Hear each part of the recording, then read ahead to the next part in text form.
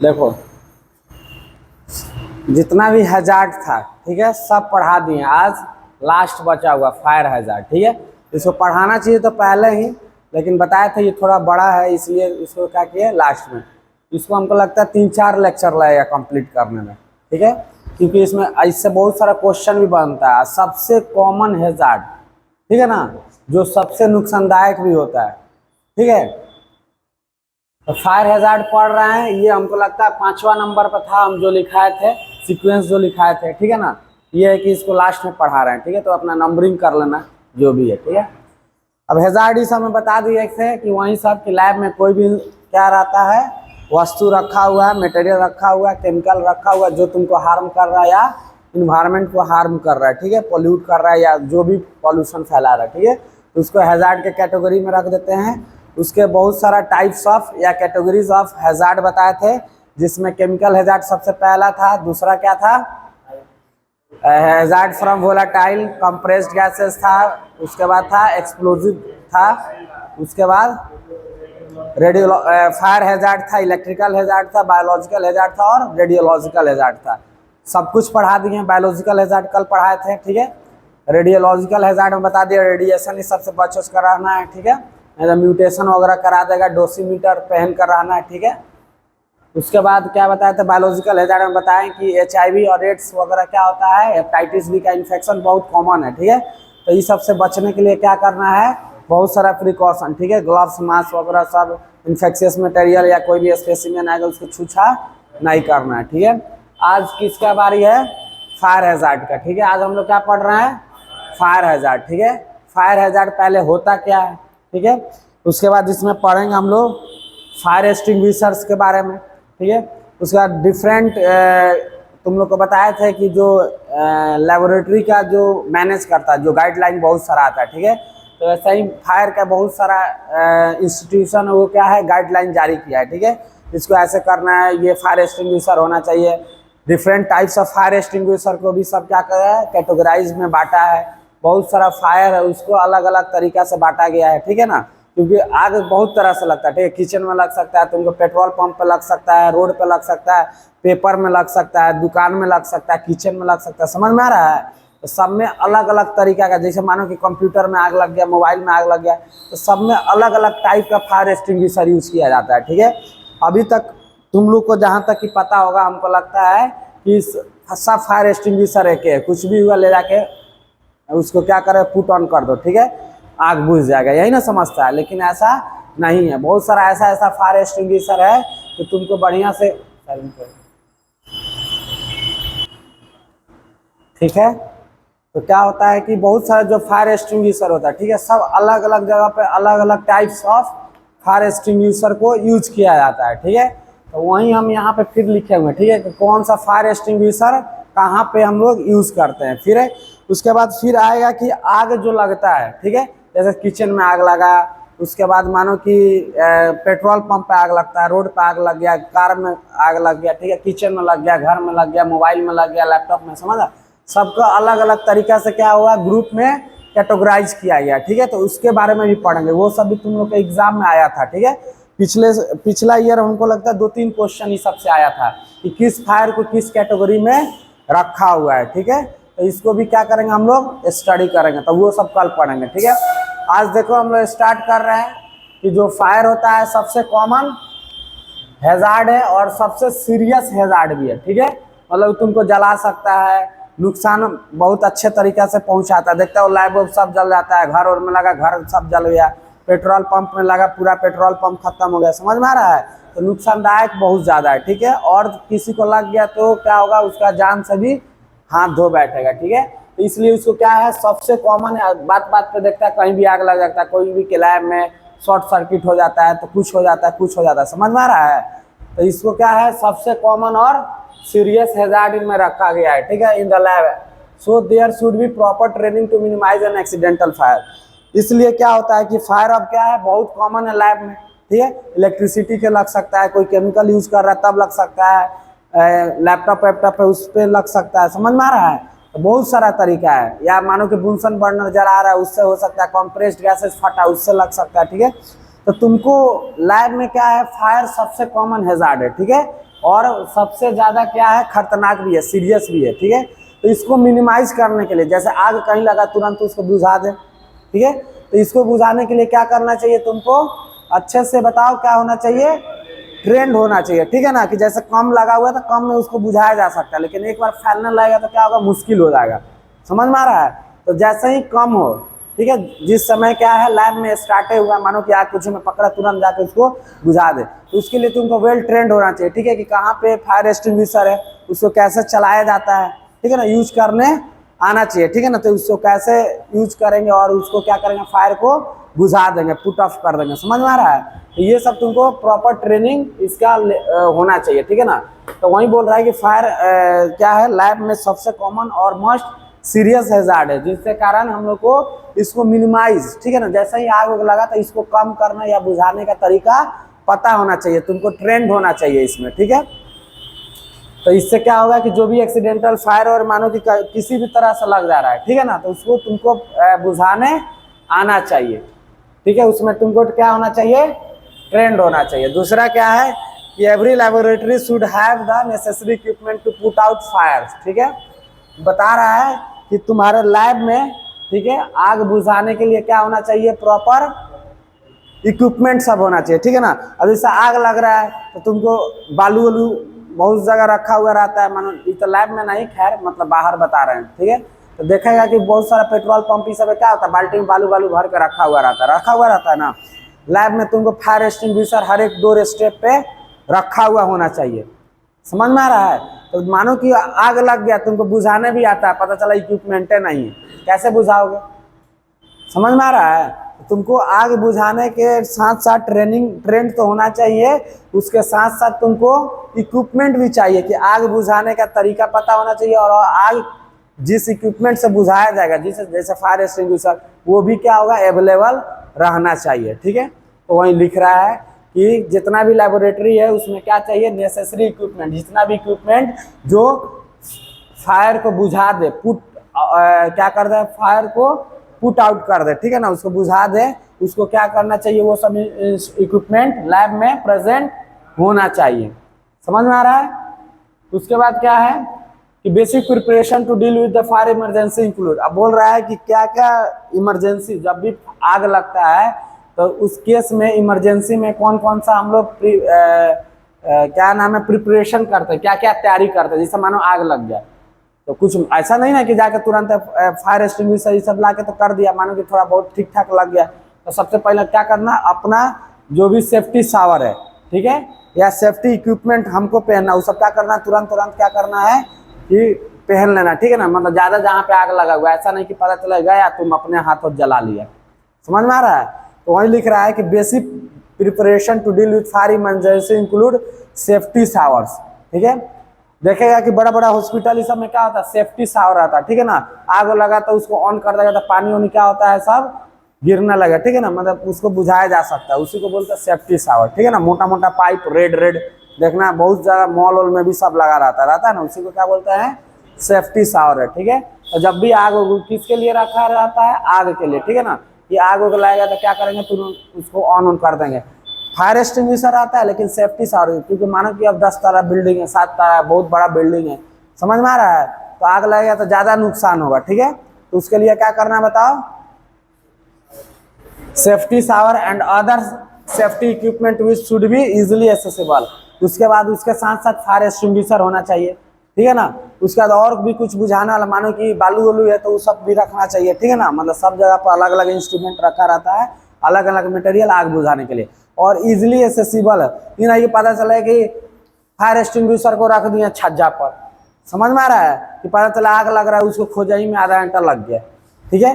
या ऐसा जगह पर रख दिया कि छोटा आदमी चुनिए नहीं रहा है, समझ में आ रहा है। तो उसको क्या करना चाहिए, एक ऐसा प्रॉपर हाइट पर रखना चाहिए ताकि क्या करेगा, सब लोग इजिली उसको पहुंच सके, ठीक है, और उसको यूज भी आसानी से कर सके, ठीक है। तो उसको क्या होगा, इजिली एक्सेसिबल। नहीं तो पता चला फायर एक्सटिंग्विशर रखा हुआ है, कोई छोटा है, पहुंच ही नहीं रहा है, समझ में आ रहा है। तो वो सब क्या होगा, फिर रखने से कोई फायदा नहीं है, ठीक है। तो एक मिनिमम हाइट पर आना चाहिए, इजिली एक्सेसिबल होना चाहिए, नहीं कि उठाकर छज्जा उज्जा पर फेंक दिए, ठीक है ना। तो वो सब ध्यान रखना चाहिए। उसके बाद क्या है, fire extinguisher should be provided near every door step, जितना भी लैब का डोर स्टेप है, ठीक है ना, एक बढ़िया जो NABL सब सर्टिफाइड लैब आता है, तो सब पे हर एक डोर स्टेप पे क्या बोलता है, फायर एक्सटिंग्विशर को लगा कर रखना है, ठीक है। जैसे इस रूम में है तो यहाँ पे एक रहेगा, दूसरा रूम है वहां पे रहेगा, ठीक है ना। ये ना कि पूरा बिल्डिंग के लिए एक फायर एक्सटिंग्विशर, अब नीचे आग लगा, पता चला कि 4 तल्ला पर ऊपर आ रहा है, फिर जा रहे हैं लेकर नीचे, समझ में आ रहा है, उतना में क्या होगा, आग बहुत फैल जाएगा। अब मानो कि यहाँ पर तुरंत आग लगा, यहाँ पर आएगा, तुरंत निकाल कर क्या करेंगे, नोजल ऑन कर देंगे और फायर एक्सटिंग्विशर का क्या होगा, तुरंत आग बुझ जाएगा, समझ में आ रहा है। तो पास में होने का फायदा है कि नहीं। तो इसलिए जितना भी लैब है, ठीक है, मानो कि तुम्हारे कोई लैब में जाता है, क्या होता है, 3-4 गो लैब होता ही है, किसी में माइक्रोस्कोपी होता है, किसी में मानो कि केमिकल टेस्टिंग होता है, किसी में स्पेसिमेन कलेक्शन होता है, ठीक है। तो जितना भी रूम का डोर स्टेप है, सब पे एक एक क्या होना चाहिए, फायर एक्सटिंग्विशर नॉर्मली रखा हुआ रहना चाहिए, ठीक है ना, ताकि क्या करे, उसको इजीली उठाकर जहाँ का आगे वहाँ का बुझा दे, समझ में आ रहा है। तो पता चला नीचे आग लगा, फिर नीचे से ऊपर आ रहा है, ऊपर से नीचे ले जा रहा है, ठीक है। तो ये सब क्या है, ये सब नहीं होना चाहिए, ठीक है। उसके बाद क्या है, everyone in the lab should be train to use fire extinguisher. जितने भी लोग हैं लैब में जो काम कर रहे हैं, ठीक है, उसको क्या होना चाहिए, एज ओरिएंटेशन प्रोग्राम, ठीक है, उसको फायर एक्सटिंग्विशर चलाने का, ठीक है ना, यूज करने का तरीका पता होना चाहिए, ठीक है ना, कि कैसे यूज करते हैं। मानो फायर एक्सटिंग्विशर सब कुछ है, तुमको मिल भी गया, पता चला तुमको चलाना ही नहीं आ रहा है, समझ में आ रहा है, पता चला आग और लग गया। अब मानो कि हमको फायर एक्सटिंग्विशर चलाने सपोज नहीं आ रहा है, ठीक है, और यहाँ पर तुम लोग नहीं है, तुम मानो कि 2 को आता है, वो 2 सबसे नीचे फ्लोर पे है, तो हम क्या करेंगे, चिल्लाएंगे, फोन करेंगे, अब वही हमको यूज करने आएगा, क्या करेंगे, तुरंत उठाएंगे, तुरंत आग को बुझा देंगे, समझ में आया। क्योंकि आग क्या होता है, बहुत रैपिडली फैलता है, बहुत तेजी से फैलता है, तुमको इंतजार नहीं ना करेगा कि रुको रुको 5 मिनट बाद फैलेंगे, वो आ जाएगा, तो समझ में आ रहा है। तो इसीलिए क्या करना चाहिए, जितने भी लैब में है, ठीक है ना, जो भी पैथोलॉजिस्ट, जो भी एम्प्लॉय है, या जो भी वहाँ का वर्कर सब है, ठीक है ना, सबको क्या होना चाहिए, रिसेप्शनिस्ट सबको क्या होना चाहिए, ट्रेंड होना चाहिए, ठीक है ना, किसमें, फायर एक्सटिंग्विशर को यूज करने में, ताकि क्या करे, फायर को जहां पे भी आग लगे उसको तुरंत वहां पे बुझाया जा सके, ठीक है। उसके बाद है before keeping fire extinguisher it should be tested by A qualified person. देखो अब क्या होता है, फायर एक्सटिंग्विशर हमेशा तो यूज करते नहीं है, क्या होगा, जब आग लगेगा तब यूज करेंगे, तो हो सकता है 6-6 महीना तक नहीं यूज कर पाए, या मानो कि 10-10 दिन तक, 10-10 दिन बोलते हैं, 1-1 साल तक यूज नहीं कर, जरूरी थोड़ी ना लैब है तो तुम्हारा में आग ही लगेगा, उसको 1-1, 2-2 साल तक भी रखा जा सकता है, ठीक है। तो जब भी नया खरीदते हैं, ठीक है, तो उसको क्या करना है, एक बार यूज करके देख लेना कि वो काम कर रहा है कि नहीं, कि उसका हो सकता है कि पता चला कि ले गया, पता चला कि नोजले इससे खराब है बहुत दिन से, समझ में आ रहा है, तो दिक्कत हो जाएगा, इमरजेंसी में क्या हो जाएगा, दिक्कत हो जाएगा। तो इसलिए क्या करना है कि पहले ही क्या करना है, उसको पूरा बढ़िया से, जो भी क्वालिफाइड पर्सन जिसको चलाने आता है, जो भी सर्विसमैन जिससे जहाँ से खरीद कर आए हैं, ठीक है, तो सबको पता होता है, तो उसी से क्या करना है, चलवा कर उसको सीख भी लेना है और उसको यूज करके देख भी लेना है 1-2 बार, ठीक है ना, आगे लगा के रियली बुझा रहा है कि नहीं, कि कुछ नकली नहीं ना भर दिया है। लोकल भी तो आता है, बहुत सारा स्कैम भी आता है, या नोजल टूटा हुआ है, या कोई पाइप ऐसा है कि काम बटन ऐसी नहीं कर रहा है, ठीक है, प्रेस व्रेस करने वाला, तो उसको क्या करना, बढ़िया से देख लेना, बढ़िया काम हम कर रहा है तभी ले जाकर लैब के पास डालना है। नहीं तो पता चला तुम नया लेकर आया, तुमको पता ही नहीं है कि नोजल टूटा हुआ है, क्या कुछ है, नहीं यूज कर रहा है, कुछ भी हो सकता है, जाम हो सकता है, समझ में आ रहा है। अब पता चलेगा जब जरूरत है यूज कर रहे हैं उस टाइम धोखा दे दिया, समझ में आ रहा है। तो रखने से कोई फायदा था उतना दिन तो नहीं, तो हमेशा उसको क्या करना, चेक करके, क्योंकि जितना भी इक्विपमेंट इमरजेंसी केस में यूज होता है, सब कुछ क्या होता है, ट्राई एंड टेस्टेड करके तब रखा जाता है, ठीक है ना, कि इमरजेंसी में तुरंत यूज कर ले हम, ठीक है, ये नहीं कि पता चले उस टाइम नोजले टूटा हुआ है, ठीक है, तो ये सब फिर नुकसानदायक हो सकता है तुम्हारे लिए। ये सब समझ में आया सब।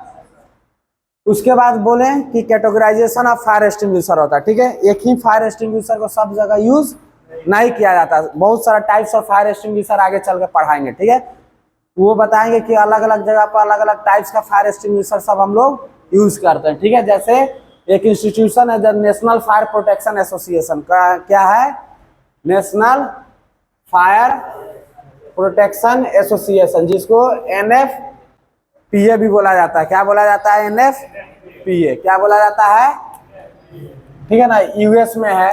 वो क्या किया है, फायर्स एंड फायर एक्सटिंग्विशर को बांटा है, किसमें, 5 कैटेगरी में, कितना में, 5 कैटेगरी, मतलब जो भी फायर एक्सटिंग्विशर्स है और फायर, ठीक है ना, आगे कहाँ लग रहा है और उसको बुझाएंगे किस किस फायर एक्सटिंग्विशर को, उसको क्या किया है 5 कैटेगरी में क्या किया वो बांटा है, ठीक है ना, उसको क्लासीफाई किया है।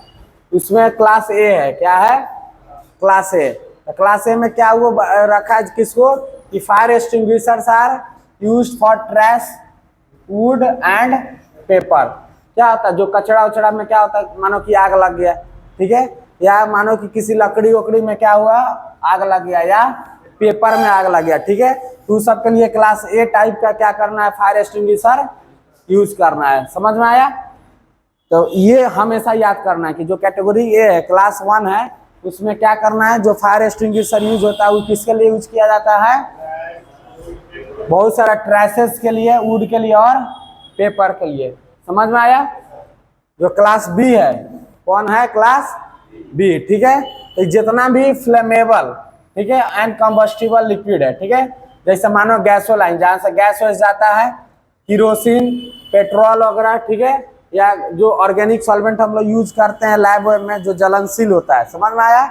तो अगर पेट्रोल पंप पे मानो कि आग लग जाता है, किरोसिन से लग जाता है, गैस में आग लग जाता है गैस के द्वारा, ठीक है ना, तो वो सब क्या होता है हाईली कंबस्टिबल होता है, ठीक है ना, और फ्लेमेबल होता है, आग फैलता भी है, जलता भी बहुत तेजी से, ठीक है, तो सब के लिए कितना कौन क्लास बी फायर एक्सटिंग्विशर को यूज करना है। समझ में आ रहा है ना? पेपर ट्रैशेस वुड वगैरह का जो आएगा तो क्लास ए फायर एक्सटिंग्विशर यूज करेंगे, और क्लास बी में वैसा फायर एक्सटिंग्विशर को रखा गया है जिसको फ्लेमेबल गैस और कंबस्टिबल गैस बोला जाता है। जैसे जितना भी गैस हो गया, किरोसिन हो गया, पेट्रोल हो गया, ठीक है, तो अगर इस सब से आग लगता है, ठीक है, तो उस किससे बुझाएंगे class B type of fire extinguisher से। याद रहेगा? अब क्लास सी में आओ। क्लास सी में इलेक्ट्रिकल फायर्स, किसको इलेक्ट्रिकल फायर, ठीक है ना। अभी देखो अब सब बताएंगे, जब फायर एक्सटिंग्विशर पढ़ाएंगे तो अलग अलग केमिकल उसमें डाला रहता है, अलग अलग रिएक्शन होता है और बाई प्रोडक्ट क्या होता है अलग अलग बनाता है। समझ में आ रहा है? कुछ में क्या होता है कि ऐसा रिएक्शन होता है जिसमें पानी थोड़ा बना लेता है, ठीक है ना। अब मानो कि वैसा केमिकल जो पानी मानो रिएक्ट करके बना ले रहा है वो उस फायर एक्सटिंग्विशर क्लास सी में यूज करेगा, ठीक है, फायर में इलेक्ट्रिकल में, तो क्या होगा तुमको शॉक को लग जाएगा, पता चला गया बुझाने उल्टे और तुम मर कर आ गया। समझ में आ रहा है? तो क्या होता है तुमको नुकसान पहुंचा सकता है। समझ में आ रहा है? इसलिए बोल रहे हैं कि हर एक कैटेगरी जो फायर एक्सटिंग्विशर है अलग अलग क्या करते हैं यूज करते हैं, ठीक है। अब क्लास सी है तो इसको यूज किया जाता है वैसा फायर जो किससे होता है इलेक्ट्रिकल फायर से, ठीक है ना, शॉर्ट सर्किट हो गया या आग लग गया इलेक्ट्रिसिटी से लगता है, तो उसको बुझाने के लिए कौन सा क्लास का फायर एक्सटिंग्विशर यूज करेगा क्लास सी से। याद रहेगा ना? तो इसको याद करके आना है। इसमें क्या हो सकता है अगर पानी उनी तुम डालेगा बुझाने के लिए तो क्या हो सकता है डेंजरस हो सकता है, ठीक है ना। Medium for plus class C fire मतलब क्या होता है हम लोग को जनरली क्या होता है आग लग गया पानी फेंको। समझ में आ रहा है? ये नहीं देखता है लोग कि क्या चीज में आग लगा है, क्या करो पानी फेंको, ठीक है। अब मानो कि किसी कंप्यूटर में आग लग गया, पता चला उसमें पानी फेंक दिया तो क्या हो गया, ऐसा हूँ जल के बर्बादे होना था, ऐसे डाल दिए वो भी बर्बादे हो गया, तो उसको बुझाने से कोई फायदा है नहीं है, ठीक है। तो ऐसा फायर एक्सटिंग्विशर से बुझाएंगे क्या हुआ कि मेरा इक्विपमेंट में बच जाए, ठीक है ना, आगे उसको थोड़ा रिपेयर करके चला सके। अब पता चला आग बुझाने के लिए पानी डाल दिया तो ऐसे हूँ खराबे था, जलिए रहा था, ऐसे हूँ खत्म हो गया, तो कोई यूज करने में फायदा है नहीं है, ठीक है। तो यही सब क्या करता है, इसीलिए फायर एक्सटिंग्विशर को अलग अलग तरीका का आया, ठीक है, कि अलग अलग जगह पे अलग अलग तरह का यूज करेंगे। तो सबसे पहले याद रखना जो क्लास सी है उसको कौन सा फायर एक्सटिंग्विशर को रखा गया जिसमें इलेक्ट्रिकल फायर लगता है, ठीक है ना। इलेक्ट्रिकल हैजार्ड है मतलब इलेक्ट्रिसिटी सबसे क्या होगा तुमको शॉर्ट सर्किट वगैरह से क्या होगा तुमको बताओ आग लगेगा, ठीक है। तो उसमें पानी वगैरह का यूज भूल कर भी नहीं करना, नहीं तो पता चलेगा कि तुम जाओगे तो तुमको खुद शॉक लग जाएगा, ठीक है। तो इसमें पानी क्या होता है इसका दुश्मन होता है, ठीक है। तो पानी कैन बी डेंजरस, ठीक है। Medium for class C fire, अगर क्लास सी फायर को बुझाना है, ठीक है, तो क्लास सी फायर में कौन आ रहा है इलेक्ट्रिकल फायर। अगर उसको बुझाना है तो तुमको अगर पानी यूज कर रहा है तो वो क्या हो सकता है तुम्हारे लिए डेंजरस हो सकता है, ठीक है ना, बिकॉज उसमें क्या होगा इलेक्ट्रिकल शॉक तुमको दे सकता है। समझ में आ रहा है? उससे क्या होगा इलेक्ट्रिकल शॉक प्रोड्यूस हो सकता है, ठीक है, तो वो तुमको क्या करेगा नुकसान पहुंचाएगा, इसलिए पानी को उसको यूज नहीं करना है, ठीक है। तो कभी भी शॉर्ट सर्किट घर वगैरह में हो या फायर इलेक्ट्रिसिटी से हो तो उसमें पानी का यूज नहीं करना है, ठीक है। क्लास सी का जो फायर एक्सटिंग्विशर आएगा तो उस सबको यूज करना है, ठीक है, समझ में आया। क्लास डी में वैसा फायर आएगा जो देखो इसमें क्लास ए में कौन कौन सा आया था, जो आग पेपर वुड और ट्रेस से लगता है, समझ में आ रहा है। क्लास बी में आया था जो भी पेट्रोल पंप ये सब पे रहता है ना, तो पेट्रोल किरोसिन ये सब से लगता है, गैसोलाइन से लगता है, तो किसमें आएगा, बी में। सी में आ रहा है जो इलेक्ट्रिसिटी से हो रहा है, ठीक है ना, शॉर्ट सर्किट वगैरह।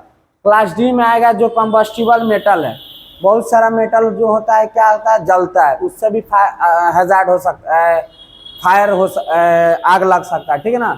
जैसे लैब में बहुत सारा केमिकल हम लोग यूज करते हैं, बहुत सारा मेटल्स यूज करते हैं ना, जैसे मैग्नीशियम का रिबन हम लोग क्लास 7th 8th में पढ़ते थे, ठीक है, उसको जलाते हैं तो रिबन टाइप का रहता था, खूब बढ़िया आग जैसे जैसे फुलझड़ी झड़ता है जलता है ना, सेम वैसा ही जलता था। याद करो एक्सपेरिमेंट सब, ठीक है। तो वहीं जितना भी मैग्नीशियम है, टाइटेनियम है, ठीक है ना, पोटेशियम है और सोडियम है, ये सब क्या होता है, कम्बस्टिबल मेटल होता है, ठीक है। इसमें इजिली आसानी से क्या होता है, आग लग जाता है। जादू वादू भी दिखाने के लिए क्या होता है, ये सब पोटेशियम सोडियम वोडियम का ये सब यूज करता है, ठीक है, कि जैसे ऐसे करके फेंकेगा आग लग गया जाता है, समझ में आ रहा है। तो उसमें क्या करता है, थोड़ा जैसे भूत वाला फिल्म वाली में देखेगा तो क्या करेगा, पढ़ के क्या करेगा, फेंकता है, ठीक है ना। तो और क्या होता है, आग थोड़ा सा रहता है और नहीं होता, फ्लेम जैसे बढ़ता है तो थोड़ा इफेक्ट आता है, ठीक है ना। तो यही सब मेटल रहता है, समझ में। ये सब पाउडर वाउडर लेकर यूज करता है तो तुमको पता नहीं चलता है, ठीक है। या उसको छोटा मानो कि टैबलेट वैबलेट टाइप का कुछ यूज करता होगा, ठीक है। तो जो भी मेटल है जिसमें आग लग सकता है, ठीक है ना, जैसे मैग्नीशियम हो गया, सोडियम हो गया, पोटेशियम हो गया, टाइटेनियम हो गया, वो सब किस ग्रुप में आता है, डी में, ठीक है ना, क्लास डी में, ठीक है। तो this material burn at high temperature, ये क्या होता है, ये सब जो एलिमेंट्स है, ठीक है, जो मेटल्स है वो क्या होता है बताओ, हाई टेम्परेचर पे जलता है, ठीक है, एंड विथ रिएक्ट विथ पानी, ठीक है, रिएक्ट विथ वाटर। और ये क्या होता है, अगर तुम इसको पानी से बुझाने जाओगे तो पानी से बुझेगा ही नहीं, ठीक है ना, क्योंकि वो क्या करता है, पानी से खुद मतलब रिएक्ट कर लेता है, समझ में आ रहा है। पानी को बुझने ही नहीं जाएगा, जो रिएक्ट नहीं करेगा वही ना बुझाएगा, समझ में आ रहा है। तो पानी से वो बुझेगा ही नहीं, ठीक है। तो वो क्या करता है, दिस मेटल हाई टेम्परेचर पे क्या करता है, वो जलता है, और अगर पानी उस पर देंगे तो वो क्या करेगा, वायरोलेंटली और तेजी से आग उसमें जल जाएगा, समझ में आ रहा है, मतलब वो बुझेगा नहीं और तेजी से बढ़ेगा, ठीक है। एंड अदर केमिकल्स, इसलिए इस ग्रुप को जो भी केमिकल आएगा अगर आग लग जाता है तो क्या करेंगे, हैंडल विथ केयर, इसको बहुत ध्यान से, ठीक है ना, पानी उन उस पर नहीं फेंकेंगे, ठीक है। जो भी इक्विपमेंट इसके लिए आएगा, जो फायर एक्सटिंग्विशर, उसको क्या करेंगे, यूज करेंगे, समझ में आया। उसके बाद है क्लास ई, क्या है, क्लास ई। इसमें जो किचन का फायर वर्क है, किचन में भी आग लग सकता है ना बाबू। तो अगर किचन में तुमको आग लग रहा है, ठीक है, तो उसको क्या बोलते हैं, कौन सा ग्रुप में रखते हैं, क्लास ई में। तो ये किसका अंतर्गत पड़ रहा है, इसको याद रखना, नेफा, नेफा ना, ये NFPA है, नेशनल फायर प्रोटेक्शन एसोसिएशन, जो यूएस में है, किसमें है, यूएस, यूनाइटेड स्टेट होता है ना, वो क्या किया, इस ग्रुप को क्लासिफाई किया गया। फिर इंडिया वाला अलग तरह से किया है, समझ में आ रहा है, इंडियन गवर्नमेंट अपना है उसको अलग तरह से किया है, मतलब जो भी फायर रिलेटेड जो डिपार्टमेंट है, ठीक है, अपना इंडिया में, वो अलग तरीके से क्या किया, इसको क्लासिफाई किया। तो वो सब हम लोग कल पढ़ेंगे, समझ में आया। तो ये जो क्लास ई है वो कौन सा है बताओ, किचन फायर, ठीक है। अब वही बता रहा है कि fire extinguisher should have ABC rating on them, ठीक है। जैसे सब कुछ का रेटिंग होता है, फ्रिज में 5 स्टार रेटिंग दिया जाता है, 4 स्टार 3 स्टार रहता है ना, वैसा ही क्या होता है कि जो फायर एक्सटिंग्विशर होता है उस पर ABC रेटिंग होता है। क्या रहता है, ABC रेटिंग, मतलब ABC, ठीक है। उसमें क्या किया जाता है, रेटिंग किया जाता है, ठीक है। किस तरह, 3 स्टार 4 स्टार 5 स्टार 3.5 स्टार होता है ना रेटिंग, टीवी में या फ्रिज वगैरह में। तो इसको क्या करेंगे, ये फायर एक्सटिंग्विशर का जो रेटिंग होता है ABC रेटिंग होता है, ठीक है ना। जैसे मानो कि, और ये किसके अंतर्गत आता है, ANSI-UL, ठीक है ना, ये स्टैंडर्ड इतना है, इसके अंतर्गत इसको रेटिंग को किया जाता है। रेटिंग कोई ना कोई देता होगा ना भाई, कंपनी या जो भी ऑर्गेनाइजेशन है। तो ये वाला ANSI-UL स्टैंडर्ड 771 कितना है, 11, इसके अंतर्गत क्या किया जाता है, सब फायर एक्सटिंग्विशर को चेक किया जाता है कितना पावरफुल है, और उसको क्या किया जाता है, रेटिंग दिया जाता है, समझ में आ रहा है। जैसे एक एग्जांपल के लिए लिख दे रहे हैं, लिखे हुए हैं इस तरह का लिखा हुआ रहता है। फायर एक्सटिंग्विशर पे देखेगा तो मतलब ए जो है 3, बी है 40 और सी मानो कि नहीं है 1 है, उसी को सी लिख दिया। समझ में आ रहा है? इस तरह का। तो इसमें जितना ज्यादा नंबर लिखा रहेगा समझ जाओ कि उसका आग बुझाने का कैपेसिटी, ठीक है ना, फायर फाइटिंग उतना ज्यादा रहेगा। जैसे जितना 5 स्टार रहता है मानो फ्रिज, तो क्या होता है कि वो इलेक्ट्रिसिटी कंजम्पशन सबसे कम करता है, मिनिमम करता है, मतलब उसका यही ना हुआ। तो इसका मतलब क्या है कि अगर ये लिखा हुआ है तो हम समझे कि रेटिंग से हमको नहीं समझ में आ रहा है। तो रेटिंग मतलब क्या हुआ कि एबीसी रेटिंग सेम ऐसा ही दिया रहेगा। और जिस फायर इक्विपमेंट, फायर एक्सटिंग्विशर का जितना ज्यादा रेटिंग रहेगा, जैसे ए के ज्यादा जितना ज्यादा रहेगा, बी के आगे जितना ज्यादा नंबर रहेगा, सी के आगे जितना नंबर रहेगा, तो समझेंगे कि उतना पावरफुल क्या है, फायर एक्सटिंग्विशर है, ठीक है ना। तो वहीं जो मानो पेट्रोल पंप पे सब रखा रहेगा, जो सब क्या होता है हैवी नंबर रहेगा इसके आगे। और वहीं मानो कि सब किचन वचन में रखा रहेगा, क्या होगा कम वाला रहेगा।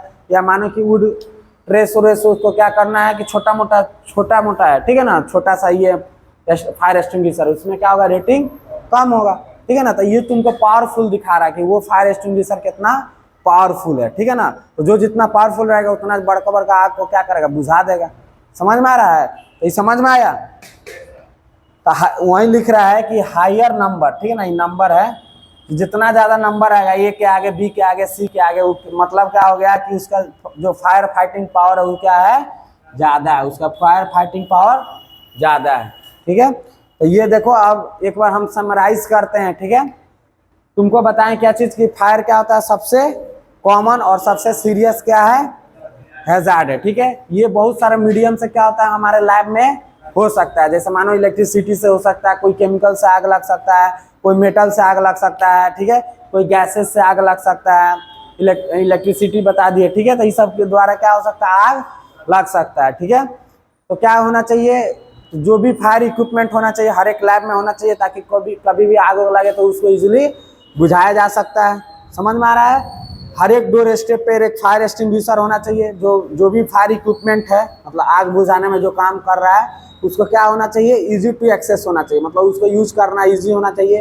एक प्रॉपर हाइट पे रखा हुआ ना रहना चाहिए, ना कि कोई छोटा आदमी है तो चुनिए नहीं रहा है, ठीक है। तो वो सब क्या होगा, नुकसान पहुंचा सकता है।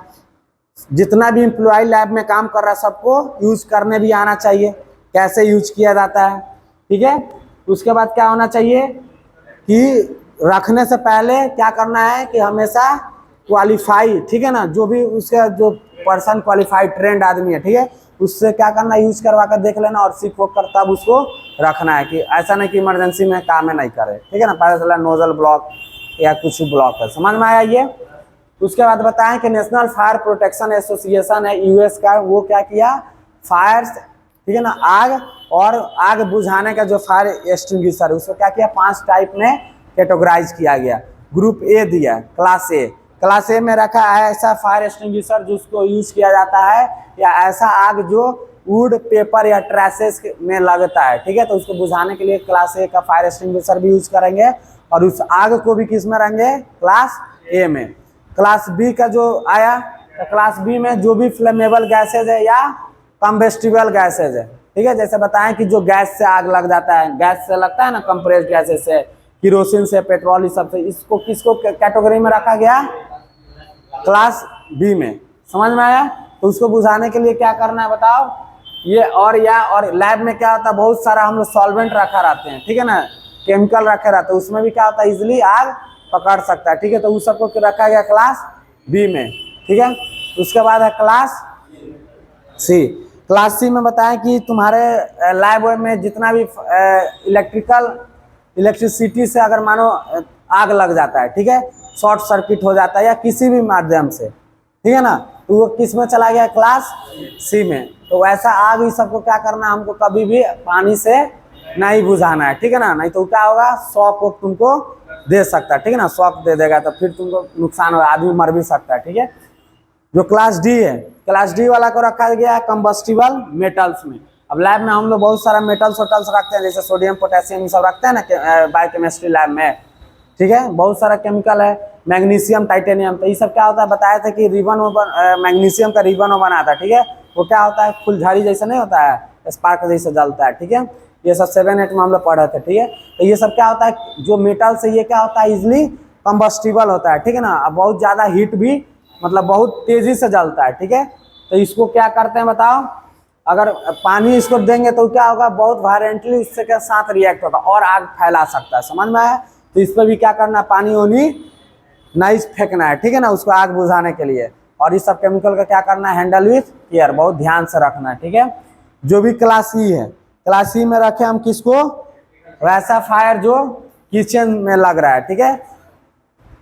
उसके बाद बताएं कि जो फायर एक्सटिंग्विशर होता है उसको एबीसी रेटिंग में रखा जाता है। एबीसी रेटिंग कौन देता है, ANSI UL स्टैंडर्ड 711, ठीक है ना। ये मतलब उसका नहीं होता है, एक कॉन्स्टिट्यूशन होगा उसका अंतर्गत ये आता है, ठीक है। उसको क्या करता है, जैसे उसको कोई देखेगा तो ये एग्जाम्पल है, ठीक है ना, कि ऐसा ही लिखा रहता है, जैसे 3A 40B, मतलब वो डिपेंड करता है फायर एक्सटिंग्विशर किस टाइप का है।